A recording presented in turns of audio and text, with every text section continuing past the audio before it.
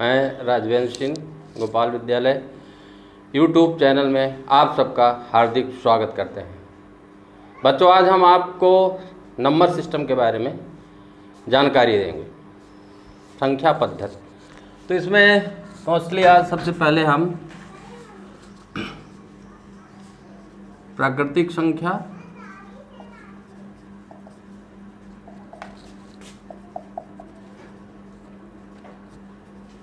Natural number, दूसरा पूर्ण संख्या, होल नंबर, तीसरा पूर्णांक संख्या, इंटीजर नंबर,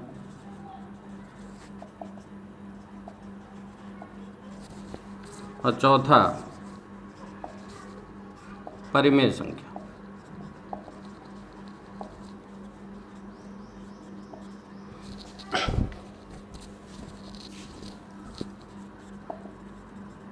रेशनल नंबर। इन्हीं चारों संख्या पद्धतियों पे फोकस करेंगे। तो सबसे पहले बच्चों हम आते हैं प्राकृतिक संख्या के बारे में, जानते हैं क्या है प्राकृतिक संख्या।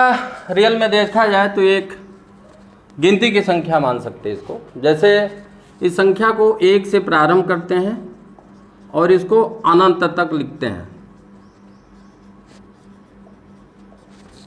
1 से अनंत तक की संख्याओं को आप जो पॉजिटिव होती हैं इनको हम प्राकृतिक संख्या कहते हैं। और इसमें अब कुछ प्रश्न करते हैं। जैसे अगर पूछा जाए कि सबसे छोटी प्राकृतिक संख्या क्या है, तो हम यही बताएंगे कि जो सबसे पहले आ रही है, सबसे छोटी प्राकृतिक संख्या 1 होती है।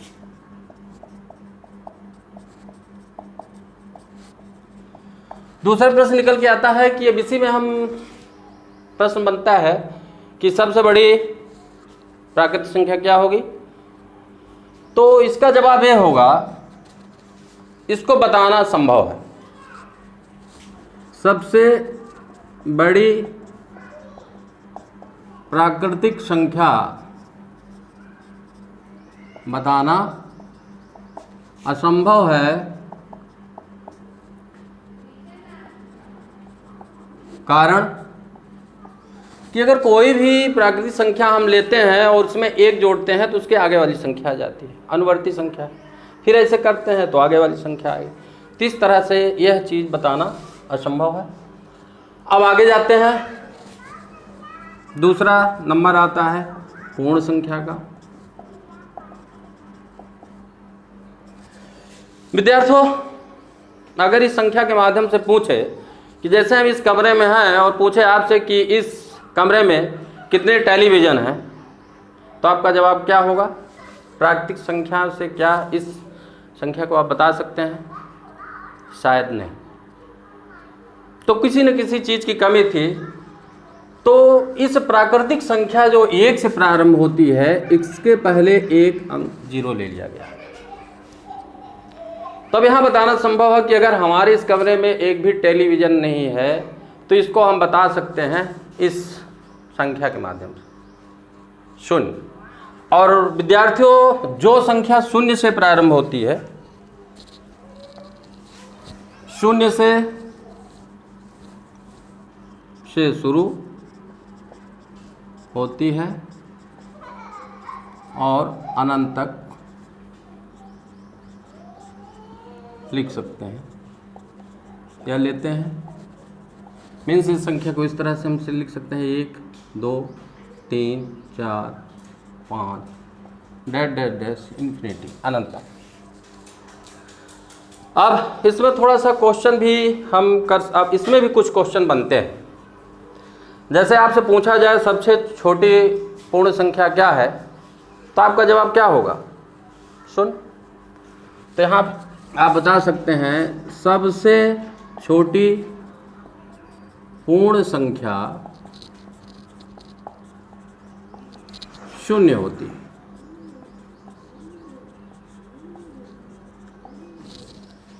और सबसे बड़ी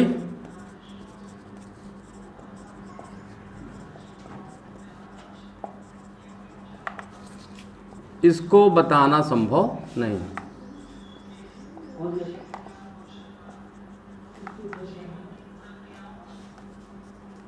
जस्ट प्राकृतिक संख्या जैसे इसमें भी अप्लाई होता है। और नहीं जा रहा, यहाँ तक आ रहा, अच्छा ठीक। अब इसके बाद नंबर आता है बच्चों पूर्णांक संख्या का।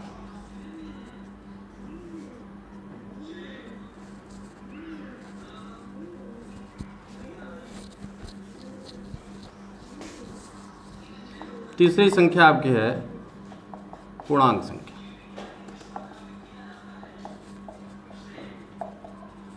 Integer number. अब पूर्णांक संख्या कैसे बनी इसको भी सोचने की ज़रूरत है। जैसे बहुत सारी संख्याओं किस तरह से हमारे बीच में आई कि घाटा हो रहा है, कमी हो रही है, कर्ज है, उधारी है, इस तरह की संख्या हमारे पास नहीं थी। तो इसी आपके पूर्ण संख्या में थोड़ा सा परिवर्तन किया गया। पूर्ण संख्या में परिवर्तन ये किया गया है कि शून्य के बाईं तरफ इसके ही बराबर आपकी ऋणात्मक संख्याएं ली गई। तो संख्या रेखा बनाने के बाद इसको हम पूरा डिफाइन करते हैं। जैसे ये मान के चलिए कि यहाँ पे ये शून्य है, शून्य के दाहिने तरफ हम सभी धनात्मक संख्याएं लेते हैं और ये सभी धनात्मक संख्याएं आप अनंत तक ले सकते हैं। और शून्य के बाईं ओर ऋणात्मक संख्याएं आप ऋण 1 से अनंत तक लेते हैं। तो यह पूरा जो संख्या रेखा है आप पूरा इससे आपका पूर्णांक संख्या क्लियर होती है।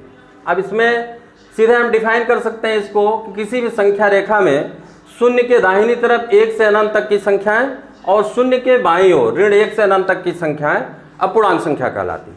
अब इसमें भी कुछ चीज़ें हैं। शून्य के दाईं तरफ ये जितनी संख्याएं होती है बच्चों, ये सभी धनात्मक पूर्णांक होती हैं और शून्य के बाईं ओर जितनी ये संख्याएं आपकी होती हैं ये आपकी ऋणात्मक पूर्णांक होती है। तो इस तरह से अगर हम ऋणात्मक पूर्णांक, धनात्मक पूर्णांक और शून्य को यहाँ पे लेते हैं तो ये तीनों चीज़ें मिल के आपकी बनाती हैं पूर्णांक संख्या। इस संख्या रेखा में भी कुछ प्रश्न बनते हैं। जैसे इसमें भी प्रश्न बनेंगे बच्चों कि सबसे बड़ी पूर्णांक संख्या क्या है, सबसे छोटी पूर्णांक संख्या क्या है। तो इसमें बताना संभव नहीं, न सबसे बड़ी और न सबसे छोटी। अगर इधर आते हैं तो छोटी मिलती जाएंगी, इधर जाते हैं बड़ी मिलती जाएंगी। तो इस तरह से सबसे बड़ी पूर्णांक संख्या, सबसे छोटी पूर्णांक संख्या बताना संभव नहीं है। कुछ और यहाँ पे कुछ प्रश्न बनते हैं। देखते हैं कि जैसे अगर हम कुछ देखें कि जो धनात्मक पूर्णांक होते हैं वो सभी शून्य से क्या होते हैं, बड़े होते हैं, और जितने भी ऋणात्मक पूर्णांक होते हैं वो शून्य से छोटे होते हैं। तो 2 पॉइंट निकल के आते हैं कि सभी धनात्मक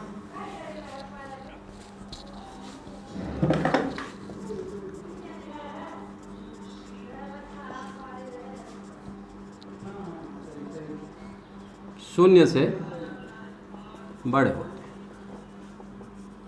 दूसरा पॉइंट निकल के आता है कि सभी ऋणात्मक पूर्णांक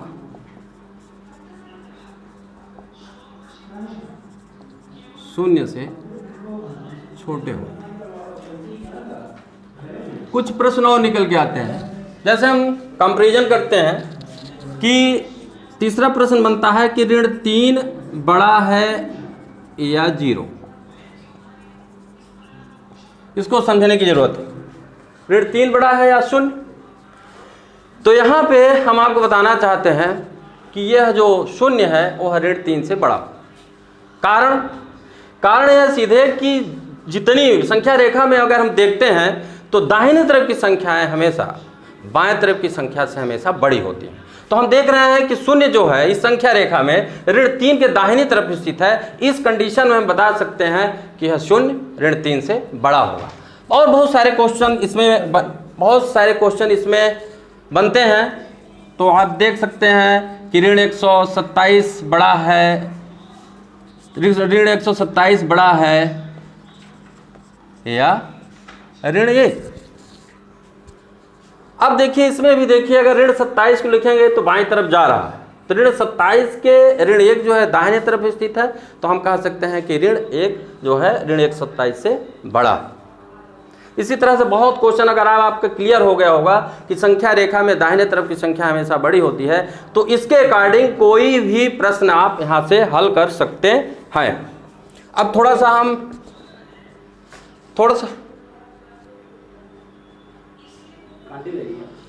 हम फोकस करेंगे परिमेय संख्या के ऊपर।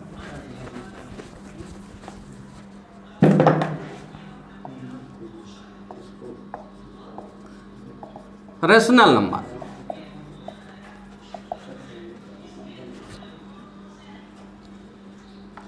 बच्चों इस संख्या की जरूरत कैसे पड़ी? जैसे आधा लीटर दूध लेना है, 1.25 लीटर हमको घी लेना है, इस तरह की संख्याएं की जब जरूरत पड़ी, एक तरह से भिन्नात्मक संख्याएं हैं, तो इसको ध्यान में रखते हुए परिमेय संख्या हमको मिली। और परिमेय संख्या को हम किस तरह से डिफाइन करेंगे? बहुत इजी वे में हम बताने जा रहे हैं, इसको डिफाइन करने जा रहे हैं। पहला पॉइंट इसके लिए है कि परिमेय संख्या के लिए 2 पूर्णांक संख्या p और q लेते हैं। पहला पॉइंट, 2 पूर्णांक संख्या p एवं q लेते हैं। बड़ा समझने की जरूरत है, p और q ही का खा भी ले सकते थे। p q एक चर संख्या है और रियल में इस p q का मान हम पूर्णांक संख्या से कोई भी संख्या ले सकते हैं, इसलिए यहाँ पे हमने लिखा है कि 2 पूर्णांक संख्या p और q लेते हैं। मतलब इस पूर्णांक संख्या से हाँ इस p और q का मान धनात्मक भी ले सकते हैं, ऋणात्मक भी ले सकते हैं और शून्य भी ले सकते हैं। दूसरा पॉइंट होता है p और q को भिन्न रूप में लिखते हैं।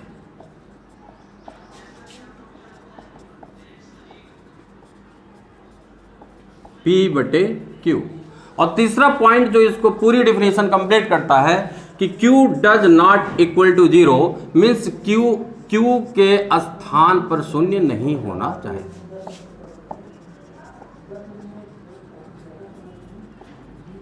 अब थोड़ा सा इसको भी समझने की जरूरत है। ये तीनों पॉइंट अगर आप बोलते हैं तो आपकी परिमेय संख्या एकदम क्लियर हो जाती है, कोई भी डाउट नहीं।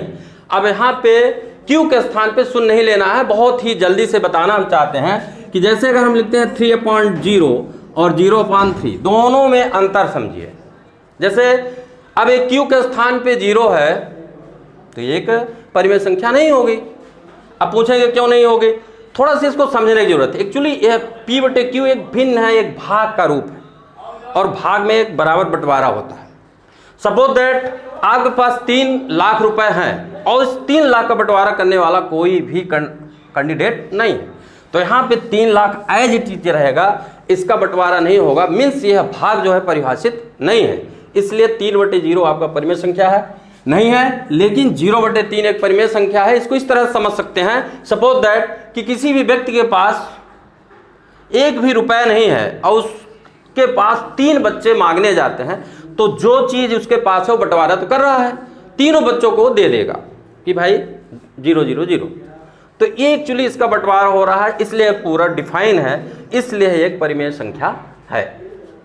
परिमेय संख्या में और बहुत सारे क्वेश्चन बनते हैं कि 2 परिमेय संख्याओं के बीच में। ठीक है बच्चों, आज का जो सेशन है हम यहीं पे समाप्त करेंगे और बहुत सारी चीज़ें नंबर सिस्टम पे हैं जिसको मैं अगली क्लास में आपके पास लेके आऊँगा नई जानकारी के साथ। तब के लिए अगली वीडियो का इंतज़ार करिए, सब्सक्राइब करिए, लाइक करिए और इसी के साथ यहीं पे हम अपनी इस क्लास को समाप्त करता हूँ। थैंक यू, नमस्कार।